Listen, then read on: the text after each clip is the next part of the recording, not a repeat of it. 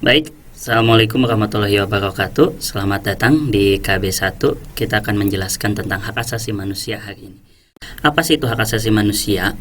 Hak asasi manusia adalah seperangkat hak yang melekat pada hakikat dan keberadaan manusia sebagai makhluk Tuhan yang Maha Esa dan merupakan anugerahnya yang wajib kita hormati, dijunjung tinggi dan dilindungi oleh negara, hukum, pemerintah, dan setiap orang demi kehormatan serta perlindungan harkat dan martabat manusia. Secara umum, HAM akan bersifat satu kodrati, yang artinya HAM merupakan pemberian Tuhan agar manusia bisa hidup terhormat. Yang kedua, hakiki, yang artinya bahwa HAM merupakan hak setiap manusia dari buayan hingga ajal menjemput. Yang ketiga, universal, yang artinya HAM berlaku untuk semua manusia tanpa membedakan status, suku, bangsa, gender, atau perbedaan lainnya. Yang keempat, tidak dapat dicabut, artinya HAM bukanlah sesuatu yang bersifat transaksional yang dapat dipindah tangankan sesuai pesanan. Terakhir, tidak dapat dibagi, yang artinya HAM merupakan suatu kesatuan yang utuh dan tidak terpisahkan antara yang satu dengan yang lainnya, baik secara sipil, politik, ekonomi, sosial, atau kebudayaan.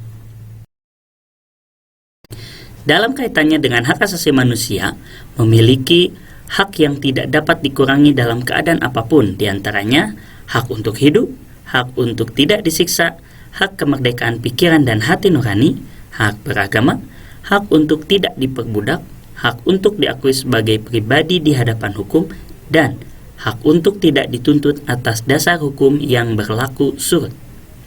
Walaupun demikian, dengan ketamakannya, manusia sering melabrak hak asasi sesamanya dengan alasan yang tidak jelas, sehingga terjadilah pelanggaran HAM.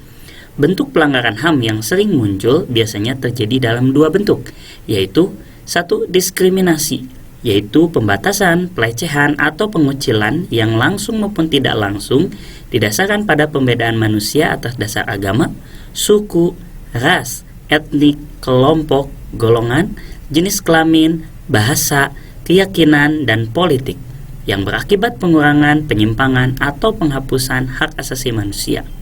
Yang kedua, penyiksaan adalah suatu perbuatan yang dilakukan dengan sengaja sehingga menimbulkan rasa sakit atau penderitaan yang hebat, baik jasmani maupun rohani, pada seseorang untuk memperoleh pengakuan atau keterangan dari seseorang. Agar dapat dimiliki secara baik oleh setiap warga negara, maka setiap orang wajib menghormati hak asasi manusia orang lain dalam tertib kehidupan bermasyarakat, berbangsa, dan bernegara.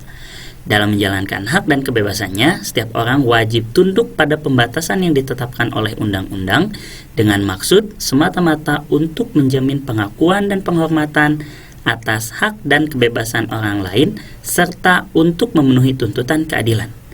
Negara bertanggung jawab atas perlindungan, pemajuan, penegakan, dan pemenuhan hak-hak asasi manusia.